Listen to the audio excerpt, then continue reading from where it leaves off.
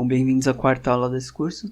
Na última aula a gente começou a modelar a nossa janela e agora a gente vai completar ela e para isso a gente vai falar sobre modelagem não destrutiva e sobre modificadores. Bom, na aula passada a gente já fez um dos nossos vidros, mas antes que eu continue a mexer nele eu vou mover a sua origem porque por enquanto ela está um pouco deslocada da nossa geometria. Bom, posso fazer isso com o botão direito do mouse e aqui a gente tem uma opção de mover a origem e aqui de mover a origem em relação ao cursor 3D.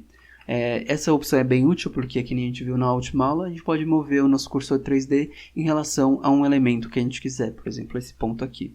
Então, com Shift S a gente move o nosso cursor em relação ao selecionado e agora a gente pode mover a nossa origem para ele. Bom, caso sua janela possua dois vidros, que nem a minha, agora a gente pode duplicar o nosso objeto. Mas ao invés de usar o atalho Shift D, que nem a gente viu na aula passada, eu vou agora usar o atalho Alt D, que também vai criar uma cópia, só que agora vai criar uma cópia idêntica. O que significa que se eu fizer alguma edição em um dos objetos, os dois vão ser editados. Isso permite com que as duas cópias sejam sempre idênticas umas às outras. Bom, e como agora a gente moveu a nossa origem, eu posso alinhar os nossos dois objetos e eu também posso centralizar eles em relação à nossa janela. Bom, agora a gente vai partir para a modelagem das nossas venezianas, então a gente pode usar um dos nossos vidros como base, porque é bem parecido com ele. Eu vou duplicar então com Shift D, não Alt D, porque eu vou fazer algumas edições que eu não quero que sejam feitas nesses vidros originais. Eu já vou mover ele um pouco para trás, mas agora para conseguir fazer uma modelagem um pouco mais fácil, sem todos os objetos em volta, eu posso trazer o nosso objeto para uma vista local. Eu posso fazer isso com a tecla barra do Number Pad, ou também aqui em cima, em visualizar e em vista local, a gente pode alternar entre essa vista local. Assim a gente tem uma vista um pouco mais livre do nosso objeto. Bom, primeiro de tudo eu vou selecionar aqui com a seleção em face e apertando a tecla L, eu vou selecionar o nosso vidro e vou deletar ele, porque a gente não vai usá-lo. E agora a gente vai começar a fazer as nossas ripas. Só que antes de tudo é bom pensar que as nossas ripas são basicamente uma mesma forma, repetida várias vezes até fechar o quadro. E para isso então eu vou modelar apenas uma primeira ripa e criar depois as outras a partir dela. Bom, para fazer a modelagem das nossas ripas, eu na verdade vou fazer dois modelos, que são os mais comuns, que é o de madeira e o de metal.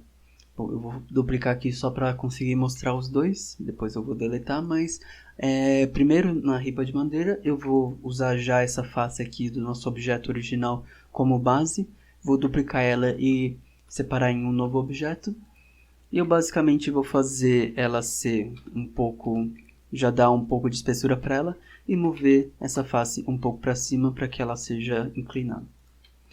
Bom, o segundo tipo de ripa, que é o de alumínio, eu vou usar como base aqui a nossa aresta, vou duplicar ela em um novo objeto também.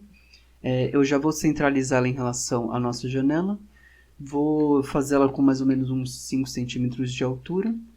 E como vocês provavelmente viram na referência, eu vou dividir aqui em 3, mover essa parte aqui um pouco para frente.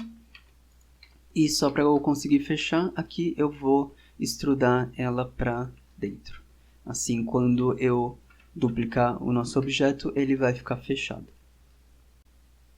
Bom, agora para criar as nossas outras ripas, a gente poderia simplesmente duplicar elas aqui para cima e repetir essa ação com Shift R até completar a nossa veneziana. Só que o problema disso é que caso a gente queira fazer alguma modificação a esse conjunto de ripas aqui, a gente precisaria fazer ou selecionando todas essas faces aqui de alguma maneira, o que pode ser bem chato, ou a gente precisaria deletar todas essas cópias, fazer a nossa modificação essa parte original e depois repetir esse processo, que seria um trabalho bem chato e na verdade bem desnecessário.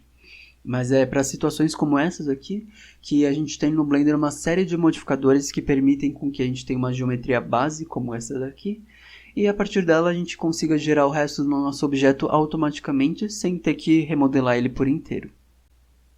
Bom, os modificadores podem ser acessados nesse menu lateral através dessa ferramenta aqui, e nesse caso a gente pode adicionar um modificador de Array, que basicamente quando a gente aumenta a quantidade de elementos aqui, ele vai fazer uma cópia desses elementos espaçados a uma certa distância. No caso ele está usando o eixo X, mas a gente pode mudar aqui para o eixo Z. E assim a gente tem a nossa veneziana. A gente só precisa ajustar a quantidade de elementos aqui. Bom, mas o interessante disso é que a gente ainda pode editar nossa forma original aqui, e quando a gente faz isso, o resto do objeto também se modifica com ele. Então, a qualquer momento a gente pode fazer uma mudança que a gente precisar, e a gente não vai precisar editar o objeto inteiro, que nem a gente estava fazendo anteriormente. Bom, agora eu vou fazer a mesma coisa para esse objeto aqui atrás. Vou adicionar o modificador no eixo Z, colocar na quantidade correta que eu quero. E vou aproveitar também para já editar ele, deixar ele um pouco mais para dentro, para que ele não fique liso em relação ao nosso quadro. Bom, agora a gente tem as nossas duas venezianas, você pode fazer o que você quiser ou até algum outro modelo, mas agora a gente tem duas opções de como juntar os objetos que compõem ela. A primeira opção é tendo os dois objetos separados, mas agora mantendo o nosso modificador para conseguir fazer alguma edição depois, só que com esse objeto aqui seguindo esse outro principal. Isso é basicamente o que a gente chama de parent, que é tornar um objeto filho do outro. A gente faz isso selecionando os dois objetos e, por último, o nosso objeto principal, que vai ser o que vai guiar os outros. E aqui com o botão direito do mouse a gente pode ir nessa opção de Parent e selecionar essa primeira opção. Ou também com Ctrl P, também selecionar essa primeira opção. Bom, com isso a gente vê que quando a gente move o nosso objeto principal, ele vai também mover os outros que estão filhos dele. E também se a gente fizer algumas outras modificações no modo objeto, como escalar ou rotacionar, elas também vão ser aplicadas ao filho. Bom, outra opção que a gente tem é de simplesmente juntar os nossos dois objetos, mas se a gente tentar fazer isso com Ctrl J, você vê que a gente vai praticamente perder toda a informação que foi gerada pelo nosso modificador. Mesmo que a gente faça o caminho inverso, você vê que vai acontecer isso, que não é muito bem o que a gente quer. Mas para contornar esse problema, a gente pode simplesmente aplicar o nosso modificador. Isso pode ser feito por esse menu aqui nessa setinha e clicando em aplicar, ou também Ctrl A com o mouse em cima do nosso modificador. E com isso a gente vai perder todas as possibilidades que a gente tinha antes de fazer as modificações, fazer todas as edições depois. Só que o nosso objeto agora vai ter toda a informação que foi gerada anteriormente por ele. Assim, com isso, a gente pode agora juntar os nossos dois objetos e não vai ter problema nenhum. Bom, por fim eu vou deletar aqui a minha veneziana, essa aqui eu não vou usar. Eu vou sair da nossa visão local e eu vou duplicar essa veneziana com Alt D, porque eu quero que seja idêntica a essa, e já posicionar aqui na nossa janela. Bom, por fim, agora eu vou criar a última folha da nossa janela, que é o fechamento que fica por trás da nossa veneziana. O desenho dela varia de janela para janela, geralmente se parece com a própria veneziana aqui, mas no meu caso, por exemplo, ela se parece mais com esse modelo do vidro que a gente fez, só que no caso é de madeira e opaco. Por isso eu vou só copiar ele aqui para trás. E como ele vai ficar por trás da nossa veneziana, que não vai nem dar para ver tão bem assim, eu não vou me preocupar também em detalhar ele no momento, eu só vou deixar como ele está. Bom, com isso agora a gente tem todos os objetos da nossa janela. É um modelo bastante simplificado, a gente não está reproduzindo exatamente a vida real, mas ainda assim a gente pode adicionar alguns detalhes nele que vão dar um pouco mais de vida para o nosso projeto. Por exemplo, se a gente observar qualquer objeto na vida real, a gente vai perceber que praticamente nenhum vai ter um ângulo perfeito de 90 graus, que nem está acontecendo aqui na nossa janela. Geralmente vai ser uma borda um pouco mais arredondada. E para exatamente essa situação, a gente tem outro modificador que nos permite criar essa borda, que é esse segundo que fica logo abaixo do nosso array que a gente usou anteriormente. Ele chama Bevel e ele basicamente cria um chanfro para o nosso objeto que a gente pode ajustar com essa quantidade aqui. E caso a gente também queira deixar ele um pouco mais arredondado, a gente pode adicionar um pouco mais de segmentos para ele. Bom, esse chanfre é bastante útil não só para replicar essas bordas que existem na vida real, mas também para a gente conseguir fazer uma separação entre dois objetos. Por exemplo, no caso das nossas janelas, elas estão praticamente fazendo uma face contínua, e se a gente renderizasse agora, dificilmente a gente conseguiria distinguir entre essas duas. Então, para isso, a gente pode adicionar novamente o nosso bevel. Eu só vou deixar ele um pouquinho menor do que o anterior, mas agora a gente já consegue distinguir entre as duas. Tem uma clara separação entre elas. Bom, mas uma coisa interessante que a gente pode notar aqui é que, como os modificadores não mexem nas informações originais do nosso objeto, a gente pode ter dois objetos idênticos, que nem no caso dos nossos vidros, que podem possuir modificadores diferentes. Por exemplo, esse aqui não tem modificador nenhum e esse aqui a gente aplicou o nosso bevel. A única coisa que isso vai acarretar é que a gente não pode aplicar o nosso modificador ao objeto, como vocês conseguem ver. Posso tentar aqui também, ele não vai deixar. A única forma de eu realmente conseguir aplicar o modificador ao meu objeto é tornando ele em um objeto único. Eu posso fazer isso indo nas propriedades dele, nesse ícone verde de um triângulo. E aqui em cima, onde tem o nome original do nosso objeto, do lado dele possui um número indicando quantas cópias dele existem na nossa cena.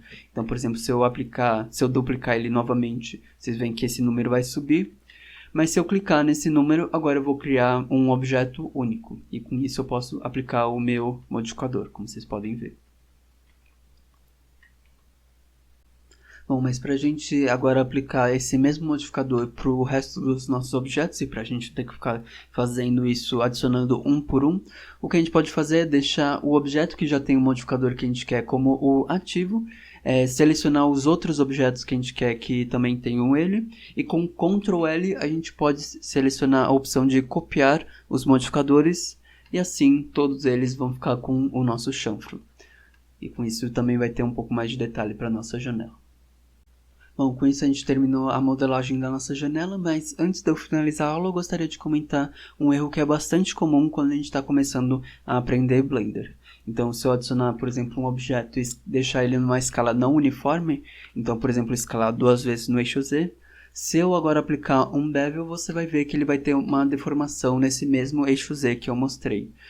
Isso acontece porque o Blender tem uma ordem de operações que é pequena. Primeiro ele vai pegar as informações originais do objeto dele, depois ele vai aplicar os nossos modificadores e por fim ele vai fazer essas transformações no modo objeto. E justamente por isso que ele vai ter essa deformação aqui que eu estou mostrando. Mas isso é importante saber porque isso não acontece só no nosso modificador. Então, às vezes a gente está, por exemplo, aplicando o mesmo bevel, por exemplo, com Ctrl B no modo de edição. E isso também vai acontecer de forma não desejada muitas vezes. A forma que a gente pode contornar isso é aplicando primeiro a nossa escala. A gente pode fazer isso com Ctrl A e selecionando a escala. E agora você vê que tudo está resetado, mas ele manteve a nossa forma. E com isso, agora eu posso dar o nosso bevel e não vai ter essa deformação. Da mesma forma, eu posso aqui aplicar a nossa escala e ele vai tirar essa deformação. Bom, agora sim a gente terminou por hoje. Eu espero que essa aula tenha sido informativa. E na próxima a gente vai começar a modelar os objetos para popular o nosso quarto, começando pela nossa cama. Bom, espero que vocês tenham gostado e eu vejo vocês na próxima aula.